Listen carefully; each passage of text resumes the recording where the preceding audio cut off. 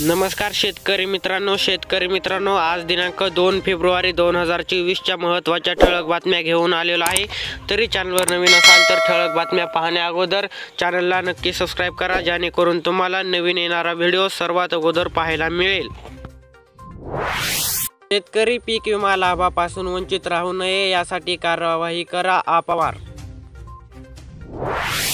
आधी नुकसान भरपाई मग काम, शेतकऱ्यांची भूमिका, जल अभियंत्यांनी केली पाहणी। हा अर्थसंकल्प तरुण, गरीब, महिला, शेतकऱ्यांना सशक्त करेल, पंतप्रधान नरेंद्र मोदी।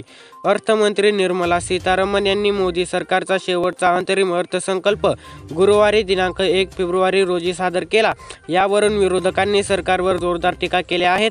तर दरम्यान पंतप्रधान नरेंद्र मोदी यांनी आजचा अर्थसंकल्प हा केवळ अंतरिम अर्थसंकल्प नसून तो सर्वसमावेशक आणि नाविन्यपूर्ण असल्याचे म्हटले आहे। लागेल तेवढा निधी देऊ, उपमुख्यमंत्री अजित पवार यांची कोल्हापूरवासियांना ग्वाही। अर्थसंकल्पातून शेतकऱ्यांची मोठी निराशा, किसान सभेची टीका।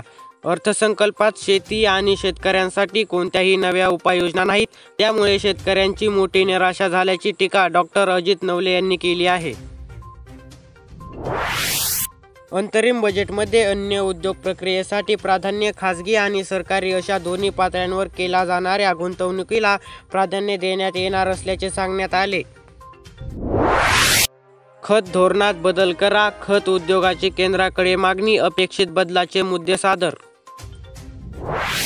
फक्त महाराष्ट्रावरच अन्याय का? आम्हाला न्याय आणि समान वागणूक का दिली जात नाही? आदित्य ठाकरे। अंतरिम बजेट म्हणजे शेतकरी, बेरोजगार, गरीब, सर्वसामान्यांची फसवणूक। यंदाचे बजेट सादर करताना निर्मला सीतारामन यांनी शेतीविषयक उद्योगावर भर देण्याचा प्रयत्न केला असल्याची माहिती सरकारने दिली आहे।